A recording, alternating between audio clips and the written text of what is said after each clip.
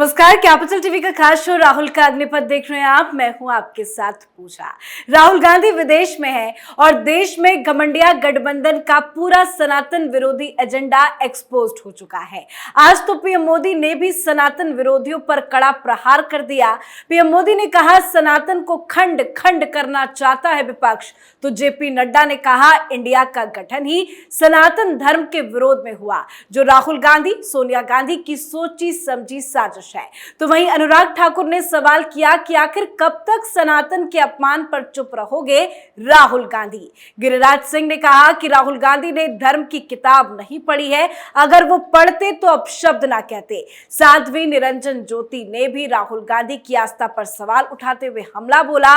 उन्होंने कहा कि राहुल गांधी को गोत्र व्यवस्था के अनुसार फिरोज सरनेम लगाना चाहिए। तो वहीं उपराष्ट्रपति जगदीप धनखड़ ने कहा कि जब देश तरक्की कर रहा हो तो मोहब्बत की दुकान में नेगेटिव नैरेटिव नहीं चलने वाली। मतलब कुल मिलाकर राहुल गांधी सनातन के अपमान पर बुरे घिर चुके हैं। बड़े बड़े नेता राहुल गांधी पर हमलावर है, पर राहुल गांधी लापता है। आज इसी पे चर्चा करेंगे। मेरे साथ स्टूडियो में मौजूद हैं कैपिटल टीवी के एग्जीक्यूटिव एडिटर राजीव जी। राजीव जी, बहुत बहुत स्वागत है आपका। धन्यवाद। सनातन के अपमान पर कैसे राहुल गांधी घिर चुके हैं? देखिए, राहुल गांधी घिरे, पूरा विपक्ष घिरा, और एक और जो कहा जाता है ना, एक तीर से दो निशाना, ये एक तीर से दो निशाने वाली बात है।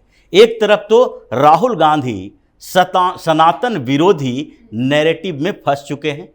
पहली बात तो यही है कि कांग्रेस अब हिंदू विरोधी पार्टी के तौर पर स्थापित हो रही है और उसके नेता राहुल गांधी हैं, जो केंद्र में रखा गया है सोनिया और राहुल गांधी को, कि राहुल गांधी और सोनिया गांधी किस तरीके से एक एक स्टेप में धीरे धीरे सनातन धर्म के खिलाफ एक नैरेटिव क्रिएट करने की कोशिश कर रहे हैं। ये निगेटिविटी जो भारतीय संस्कृति के खिलाफ, धर्म के खिलाफ है, वो कांग्रेस का एजेंडा में शामिल है। ये पहली बात तो यही है। इसके लिए राहुल गांधी न तो जवाब दे सकते हैं, न सोनिया गांधी अपनी चुप्पी तोड़ सकती है। अगर राहुल गांधी जवाब देते हैं तो उसके बाद होगा क्या?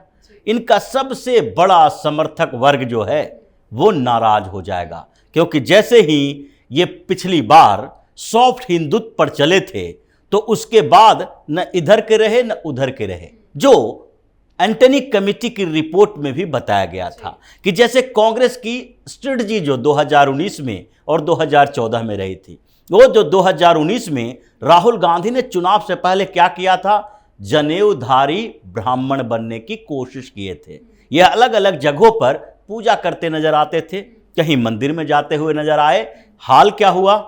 इसका नतीजा यही हुआ कि हिंदुस्तान में जो मुस्लिम वर्ग है, मुसलमान कभी भी ये नहीं चाहेगा कि अपोजिशन पार्टी के वो नेता जो कि सो कॉल्ड सेकुलर हैं, सेकुलरिज्म के नाम पर हिंदू विरोध और मुस्लिम समर्थन करते रहे हैं, वो हिंदुओं के साथ दिखाई पड़े।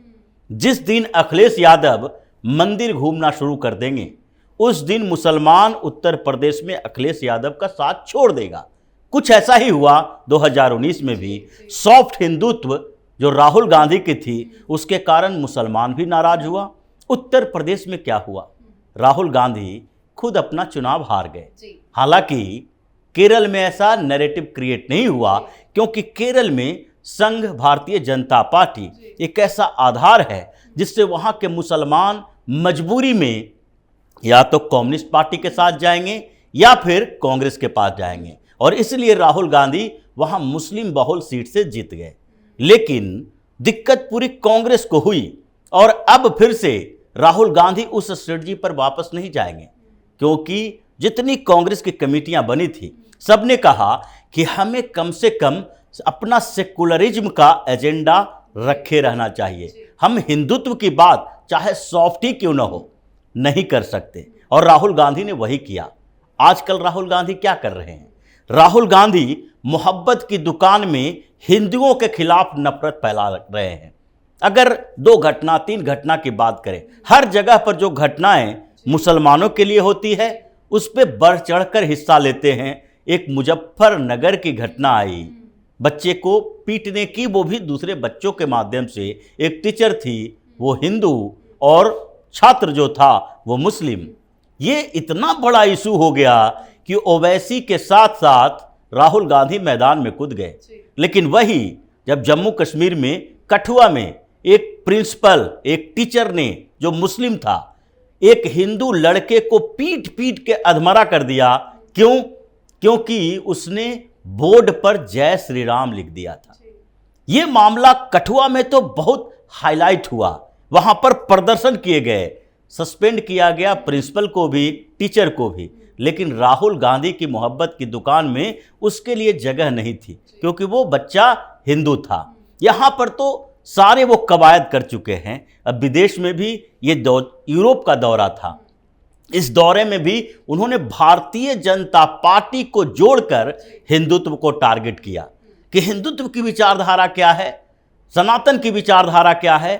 हमने उपनिषद पढ़ी है, गीता पढ़ी है, इन जगहों पर कहीं ऐसा नहीं दिखाई पड़ा कि हिंदू उग्र हो सकता है, एग्रेसिव हो सकता है। तो क्या हिंदू को आप शांत कर कर के ऐसी स्थिति में पहुंचाना चाहते हो कि वो अपने ऊपर होने वाले हमले का भी प्रतिकार न करे, जवाब न दे? पूरी दुनिया में जितने भी धर्म, सभ्यता, संस्कृति का विनाश हुआ है वो इसी आधार पर हुआ कि उन लोगों ने प्रतिकार नहीं किया। अमेरिका में यूरोपियन कल्चर आ गया, वहां के जो नेटिव लोग थे, ब्लैक अमेरिकन, वो पिछड़ते चले गए, अपनी संस्कृति खो दिया। अब वहां क्रिश्चियनिटी का संस्कृति है। अरब पूरा जो है, मेसोपोटामिया की सभ्यता खत्म हो गई, वहां इस्लामिक संस्कृति है, क्योंकि इन लोगों ने प्रतिकार सही तरीके से नहीं किया। ये लोग यही चाहते हैं कि हिंदुस्तान में जो हमारी संस्कृति है, सनातन संस्कृति, वो इसी तरीके से दम तोड़ दे, क्योंकि ये लोग उसको एग्रेसिव नहीं होने देना चाहते हैं। ये प्रतिकार नहीं करे, ये विरोध ही ना करे, ये सिर्फ सहन करता रहे। ये एक एजेंडा है राहुल गांधी को जो विदेश में ये प्रोपेगेंडा फैला रहे हैं। अब इसीलिए पहली बात तो यही है कि हिंदुत्व पे, सनातन पे राहुल गांधी को घेरा गया है। और पीएम मोदी ने पहले कहा था कि सारे मंत्रियों को, बड़े नेताओं को अब इस मामले में सामने आना चाहिए। तुम चुप नहीं बैठ सकते। पहले कंफ्यूजन थी भारतीय जनता पार्टी के अंदर, जो पहले, उससे पहले की बातें होती थी कि सारे जो बड़े नेता हैं वो सोच समझकर बात करें।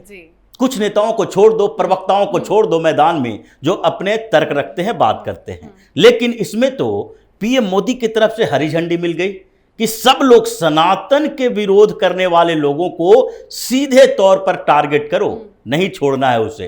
अब सब लोगों ने टारगेट करना शुरू किया, तो ये छोटी मोटी मछलियों को नहीं, ये छोटे मोटे लोगों को नहीं, जिनका अस्तित्व भी नहीं है, ये टारगेट हुए हैं सोनिया गांधी, राहुल गांधी। तो पहली बात तो यही हुई कि अब ये बात पूरे हिंदुस्तान में चलेगी, भारतीय जनता पार्टी से छोड़ने वाली नहीं है।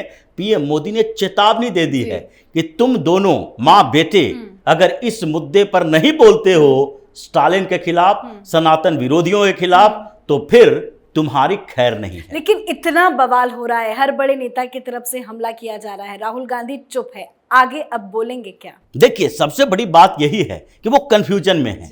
बोलना तो नहीं है, लेकिन ये जो एक तीर से दो निशाने की बात हमने की, ये राहुल गांधी के खेमे के लोगों को खुशी हो रही है इस बात को लेकर कि अब भारतीय जनता पार्टी ने हमारा काम आसान कर दिया।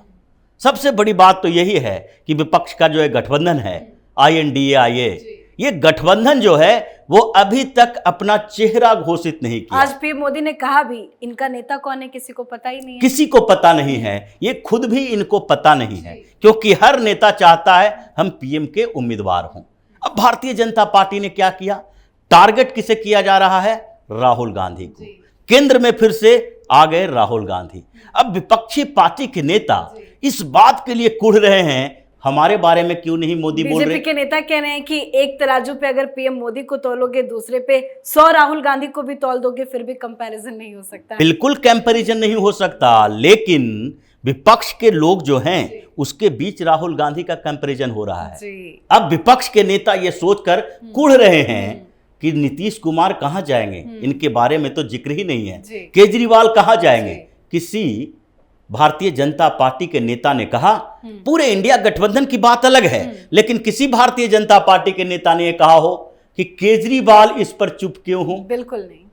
किसी ने नहीं कहा नीतीश कुमार चुप क्यों है, क्योंकि सबका टारगेट राहुल गांधी है। अब जब 100 राहुल गांधी मिलके पीएम मोदी को नहीं हरा सकता, तो इसका मतलब है कि अब जो विपक्ष के केंद्र में बने हैं राहुल गांधी, विपक्ष के अंदर कंफ्यूजन इस बात को लेकर है कि हम लोग तो पिछड़ चुके हैं, राहुल गांधी केंद्र में हैं, पीएम मोदी वर्सेस राहुल का चुनाव होगा और उसमें 100 राहुल गांधी मिलकर भी पीएम मोदी का मुकाबला नहीं कर सकते, तो हमारे इस गठबंधन का फायदा क्या है? फिर अपने अपने राज्य में राहुल को छोड़ो, बीजेपी को छोड़ो, तीसरे मोर्चे की तैयारी करो, जो उस राज्य का गठबंधन है उन्हीं लोगों के साथ गठबंधन करके तीन दलों का चुनाव या त्रिदलीय चुनाव होता है, उस तरीके का चुनाव लड़ो, ताकि भारतीय जनता पार्टी अपना जीते या हारे, लेकिन हम लोग अपने अस्तित्व की रक्षा कर सके। अब ये तीर से दो निशाने की बात इसलिए हो रही है कि फिर से राहुल गांधी राजनीति के केंद्र में आ गए इस हमले के बाद, और विपक्ष के बीच भी राहुल गांधी को लेकर चर्चा हो रही है कि जब यही सारा क्रेडिट लूट लेगा विपक्षी पार्टियों का, तो फिर हमारा अस्तित्व क्या रह जाएगा? तो मतलब भारतीय जनता पार्टी की स्ट्रेटजी ऐसी है कि विपक्ष भी बिखर गया, राहुल गांधी घिर गए, सोनिया गांधी मैदान छोड़कर भागने वाली है, मतलब कांग्रेस खत्म और इंडिया का गठबंधन जो है ये भी खत्म। एक तीर से दो निशाना लेकिन इस बार साधा गया। राहुल गांधी कहाँ लापता है, किसी को कोई खबर ही नहीं है। वो तो तब प्रकट होंगे जब उनका मन भर जाएगा, यूरोप के टूर करते हुए अपने पर्सनल चीजों से, वो तभी प्रकट होंगे जबकि लगेगा कि अब हमें, हमारी टीम के लोगों को ये मौका मिल गया है कि अब हमें सामने आना चाहिए और आकर फिर कुछ ऐसा विवादित बयान देना चाहिए। अभी तो भारत जोड़ो यात्रा की बात करते थे, अब यूरोप जोड़ो यात्रा की बात करेंगे। ये 28 देशों में घूम रहे हैं, कहाँ घूम रहे हैं पता नहीं, लेकिन फिर भी कहेंगे हम वहाँ गए तो ऐसा हुआ, वहाँ गए तो ऐसा हुआ। जैसे अभी तक लद्दाख वाला इनका खुमारी जो है उतरी नहीं है, तो ये वापसी के बाद कुछ ऐसी ही बातें करेंगे जिससे फिर से ये विपक्षी राजनीति के केंद्र में आए, सत्ता के तरफ तो जाने की अब इनकी औकात बची नहीं। बहुत बहुत धन्यवाद सर समझाने धन्यवाद। के लिए। तो राहुल गांधी ने विदेशी धरती से कहा था कि बीजेपी के लोग हिंदू राष्ट्रवादी नहीं है, उनका हिंदू धर्म से कोई लेना देना नहीं है। राहुल गांधी ने यह भी कहा कि हिंदू राष्ट्रवादी एक गलत शब्द है। इसके अलावा उन्होंने देश में अल्पसंख्यक को प्रताड़ित होने की भी बात कही थी। राहुल गांधी के इस बयान से देश में काफी विवाद हुआ, साधु संतों में काफी ज्यादा नाराजगी देखी गई। साथ ही विपक्ष के नेताओं की तरफ से लगातार जिस तरह से सनातन का अपमान हो रहा है, उसको लेकर भी राहुल गांधी चारों तरफ से घिर चुके हैं। राहुल गांधी ने चुप्पी साध रखी है, पर कहा जा रहा है कि राहुल गांधी कहां है, क्या कर रहे हैं, उसको लेकर किसी के पास भी कोई जानकारी नहीं है। इस पे आप अपनी राय कमेंट करके लिखें। देखते रहिए कैपिटल टीवी। नमस्कार।